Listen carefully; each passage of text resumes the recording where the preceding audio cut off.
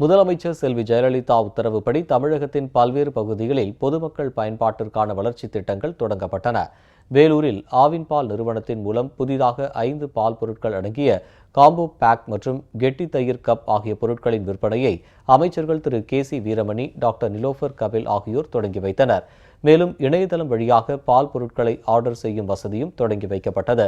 பெரம்பலூர் மாவட்டம் குன்னம் சட்டமன்ற தொகுதிக்கு உட்பட்ட பெருமாத்தூர் கிராமத்தில் 2,42,00,000 ரூபாய் மதிப்பீட்டில் புதிய தார் சாலை அமைக்கும் பணிகள் பூமி பூஜையுடன் தொடங்கப்பட்டது. இதற்காக முதலமைச்சர் செல்வி ஜெயலலிதாவுக்கு கிராம மக்கள் நன்றி தெரிவித்துக் கொண்டனர்.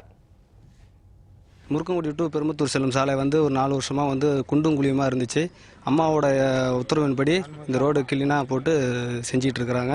எங்களுக்கு ரொம்ப மகிழ்ச்சியாக இருக்குது. அம்மாவுக்கு ரொம்ப நன்றி. பெருமத்தூர்லேருந்து முருக்கங்குடி ஆஸ்பத்திரி வரையிலும் 2 கோடி ரூபாய் மதிப்பில் பெருமத்தூர்லேருந்து முருக்கங்குடி வரையிலும் தார் சாலை அமைச்சு கொடுக்கறதா ஒரு முடிவு பண்ணி இன்னைக்கு பூமி பூஜை போட்டாங்க.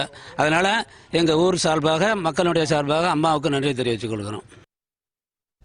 நாகை மாவட்டம் சின்னங்குடி மீனவர் கிராமத்தில் உள்ள உயர்நிலைப் பள்ளியில் மாணவ மாணவிகளின் வசதிக்காக 1,62,00,000 ரூபாய் மதிப்பில் புதிய கட்டிடம் கட்ட முதலமைச்சர் செல்வி ஜெயலலிதா உத்தரவிட்டதைத் தொடர்ந்து அதற்கான பூமி பூஜை நேற்று நடைபெற்றது. 1,62,00,000 ரூபாய் மூலம் மாணவ செல்வங்களுக்கு கட்டடம் கட்டி தரப்பட உள்ளது. அம்மா அவர்களுக்கு கோடான கோடி நன்றியை தெரிவித்துக் கொள்கிறோம். நன்றி. இப்ப 9வது 10வது எங்க ஊர்ல 1,62,00,000 ரூபாய்க்கு புது பில்டிங் அமைச்சு தந்த அம்மாவுக்கு மாணவர்கள் சார்பா நாங்க நன்றியை தெரிவித்துக் கொள்கிறோம்.